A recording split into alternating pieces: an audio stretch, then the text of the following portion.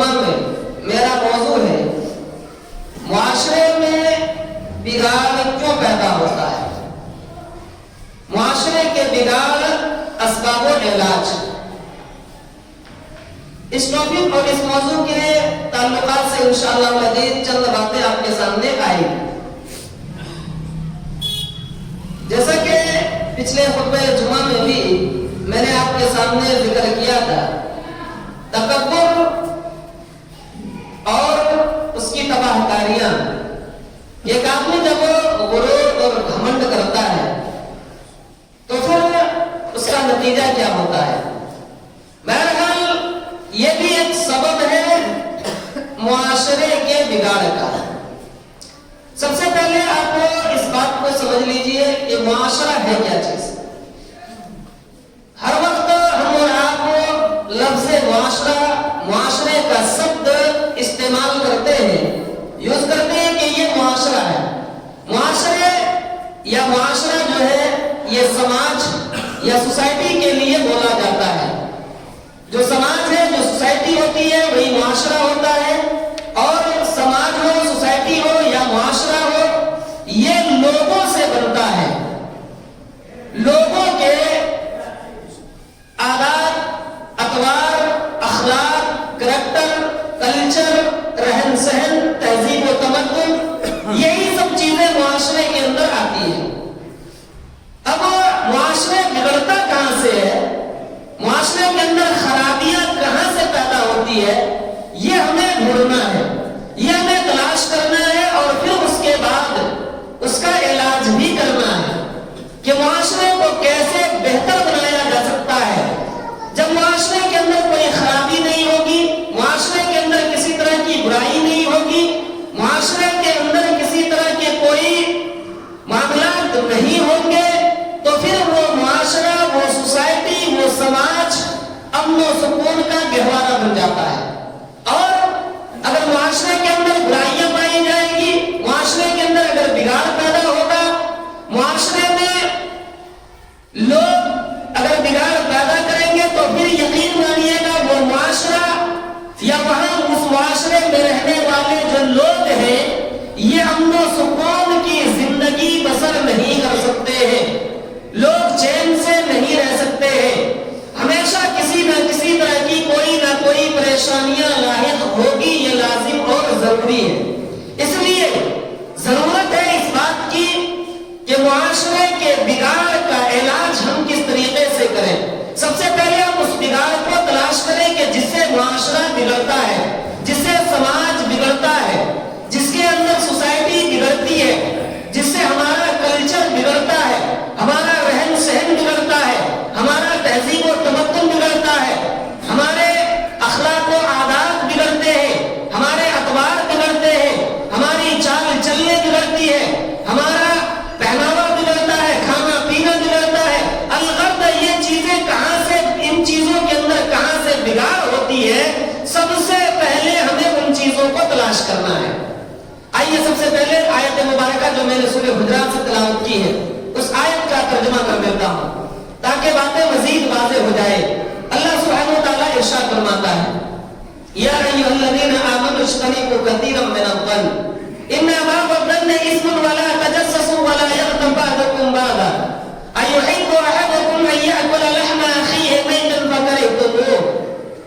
اللہ رب العالمین نے اس آیت مبارکہ کے اندر معاشرے میں بگاڑ پیدا ہونے والے اسباب یا جو سببیں ہوتی ہے، جو وجہیں ہوتی ہے، جن چیزوں کی وجہ سے معاشرے میں بگاڑ پیدا ہوتا ہے، ان کے تعلق سے اللہ نے اس آیت کے اندر ذکر کیا ہے۔ آیت کا ترجمہ کرنے سے قبل ایک بات میں آپ کو بتلا دیتا ہوں، یاد کر لیجیے گا، معاشرے کے بگاڑ کے لیے سب سے اہم ذمہ دار جو ہے وہ ہماری زبان ہے۔ زبان سے معاشرہ بگڑتا ہے۔ سب سے اہم کردار جو ادا کرتا ہے معاشرے کے اندر بگاڑ پیدا کرنے کا وہ زبان ہے، اور زبان ہی کی وجہ سے معاشرے کے اندر خرابیاں پیدا ہوتی ہے۔ کچھ نقطے میں آپ کو بتلاتا ہوں، اگر واقعتاً ایک آدمی، ایک انسان اپنی زبان کو کنٹرول کر لیتا ہے یا ان نقطوں کے اوپر قابو پا لیتا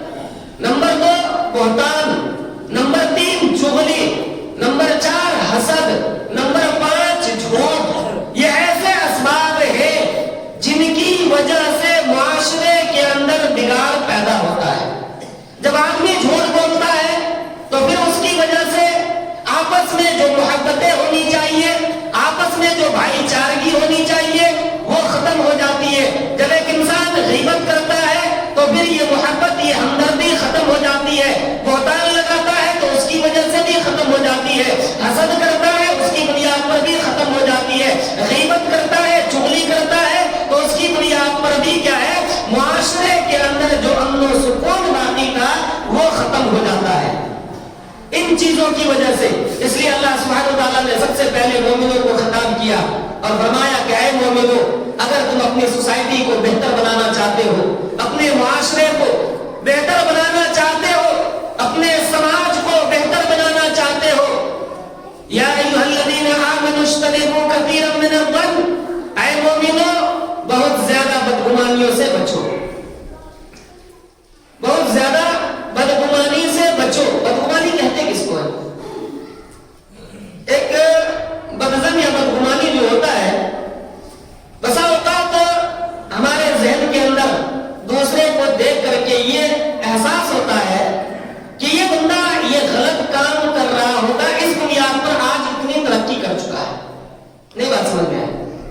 ایک آدمی مالدار ہے، اچھا خاصا کما چکا ہے، سماج نے اپنا ایک بہترین مقام بنایا ہے، لوگ اسے چاہتے ہیں، اس سے فالو کرتے ہیں.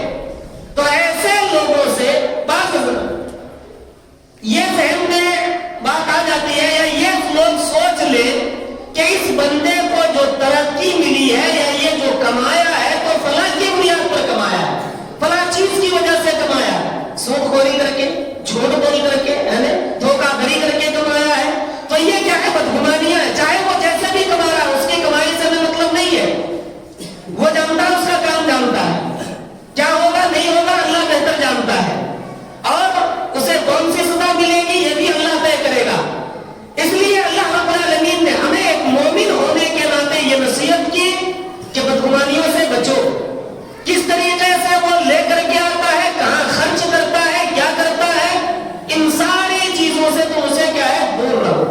یہ ہے بدگمانی. بہرحال بدگمانی سے اللہ رب العالمین نے پہلی صورت میں منع کر دیا کہ بدگمانی سے بچو. کیوں؟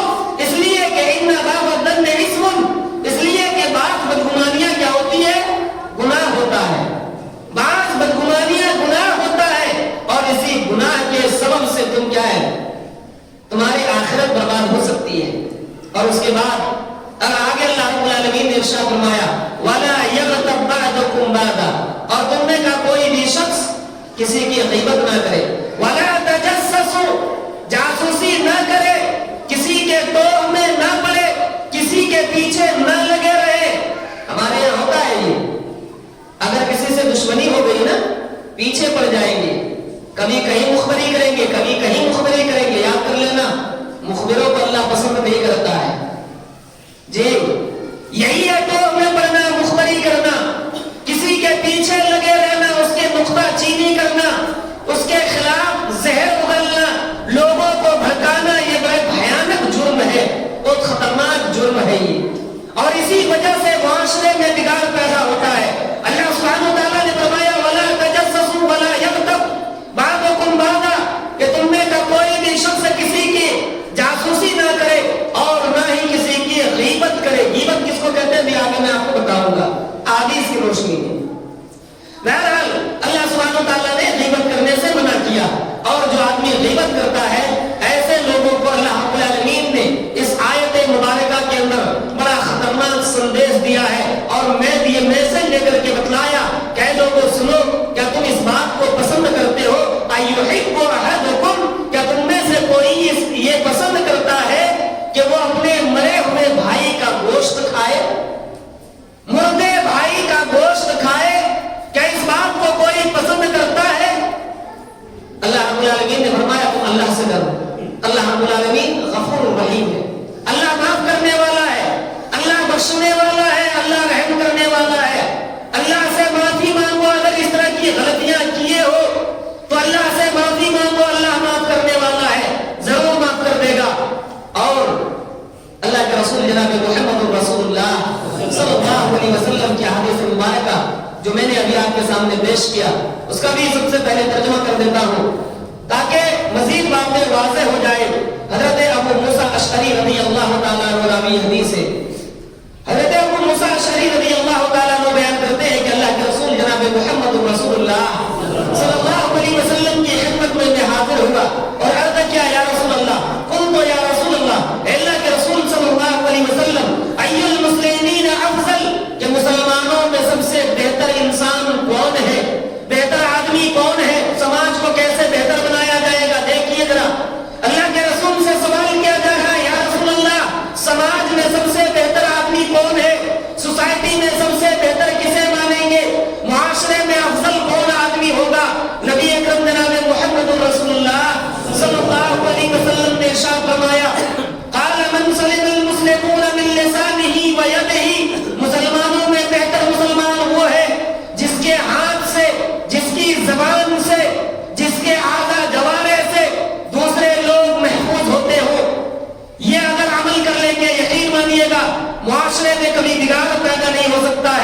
اپنے آدھا جوارے کو روک لیجئے دوسروں کو تکلیف دینے سے، اپنی زبان کو روک لیجئے دوسروں کو تکلیف پہنچانے سے، اپنے ہاتھ کو روک لیجئے دوسروں کو تکلیف پہنچانے سے، تو معاشرہ کا کیا ہے؟ معاشرہ امن و شانتی کا گہوارہ بن سکتا ہے، لیکن جب تک ہمارے ہاتھ کھلے رہیں گے، جب تک ہماری زبانیں کنٹرول نہیں ہوگی، تو یقین مانیے گا معاشرے میں بگاڑ پیدا ہوتا ہی چلا جائے گا، گھروں میں بگاڑ پیدا ہوگا، کبھی بھی لوگ ایک دوسرے سے محبت نہیں کر سکتے ہیں، ہمدردیاں قائم نہیں رہ سکتی ہے، بھائی چارگی ختم ہو جائے گی۔ اور آج یہ وجہ یہی ہے کہ آج ہماری زبانیں اتنی چلتی ہے کیچی کی طریقے سے، جس کی وجہ سے معاشرے کی امن و شانتی اور چین و سکون ختم ہو گیا۔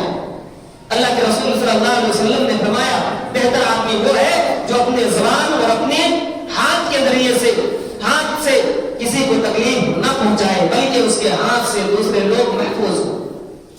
دوسری حدیث بخاری شریف کی ہے، حضرت سہل بن سعد رضی اللہ تعالیٰ عنہ راوی یہ حدیث ہے۔ اللہ کے رسول صلی اللہ علیہ وسلم نے حضرت سہل بن سعد رضی اللہ تعالیٰ عنہ سے فرمایا تھا کہ اے سہل، تم اپنی زبان کی حفاظت کی ضمانت دو، اگر تم اپنے زبان کی اور اپنے شرمگاہ کی ضمانت دیتے ہو تو سنو، میں تمہیں جنت کی بشارت دیتا ہوں۔ یہاں بھی اللہ کے رسول نے زبان کو سب سے پہلے کنٹرول کرنے کا حکم دیا ہے۔ تو اس حدیث سے یہ بات بھی واضح ہوتی ہے کہ ضرورت ہے معاشرے کو بہتر بنانے کے لیے اپنی زبان کو کنٹرول کرنا۔ تیسری روایت میں آپ کے سامنے رکھتا ہوں، اللہ سبحانہ و تعالیٰ نے ارشاد فرمایا، حضرت ابو ہریرہ رضی اللہ تعالیٰ عنہ راوی حدیث ہے، یہ بھی بخاری شریف اور مسلم شریف کی حدیث ہے۔ بخاری شریف کتاب الادب، مسلم اور کتاب الرقاق کے الفاظ ہیں، مسلم شریف کتاب اللغة کے یہ حدیث ہے۔ اللہ کے رسول صلی اللہ علیہ وسلم ارشاد فرماتے ہیں، حدیث کے راوی حضرت ابو ہریرہ رضی اللہ تعالیٰ عنہ ہے۔ حضرت ابو ہریرہ رضی اللہ تعالیٰ عنہ بیان کرتے ہیں کہ اللہ کے رسول صلی اللہ علیہ وسلم نے ارشاد فرمایا، ان ابی ہریرہ رضی اللہ تعالیٰ عنہ قال قال رسول اللہ صلی اللہ علیہ وسلم من كان يؤمن بالله واليوم الآخر فليقل خيرا أو ليصمت۔ حضرت ابو ہریرہ کہتے ہیں کہ نبی اکرم صلی اللہ علیہ وسلم نے ارشاد فرمایا، جو آدمی ایمان رکھتا ہو کس کے اوپر؟ آخرت کے اوپر، اللہ کی ذات کے اوپر، اللہ رب العالمین کے اوپر، جن کا ایمان یہ ہے یا جو یہ یقین رکھتے ہیں کہ ہمیں رب کے سامنے کھڑا ہونا ہوگا، ہمیں اس دنیا کو چھوڑ کر کے جانا ہوگا، ہمیں مرنا ہوگا، ایسے آدمی کے بارے میں اللہ سبحانہ وتعالیٰ فرماتا ہے کہ جب بھی وہ کلام کرے، جب بھی وہ بات کرے، تو ایسے آدمی کو چاہیے کہ وہ بہتر ہی بات کرے، اچھی بات کہے، اور اگر اچھی بات نہ کہہ سکتے ہو تو فلیصمت، چاہیے کہ وہ خاموش رہے، خاموشی زیادہ بہتر ہے۔ امام نووی رحمۃ اللہ علیہ اس حدیث کی تشریح کرتے ہوئے نقل کرتے ہیں، اعلم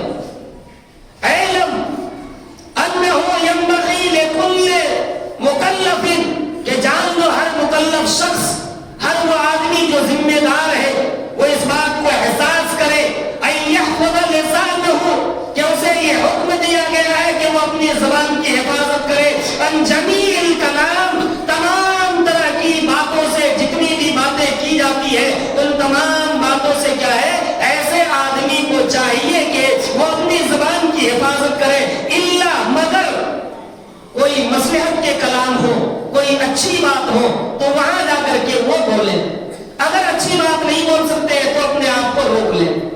آج ایک جھوٹ بولیں گے، یاد کر لیجیے گا، ایک جھوٹ آپ نے بول دیا، اب اس جھوٹ کی اگر تحقیق ہوئی تو اس کو چھپانے کے لیے آپ کو ہزاروں جھوٹ بولنے پڑیں گے، بولتے رہیے۔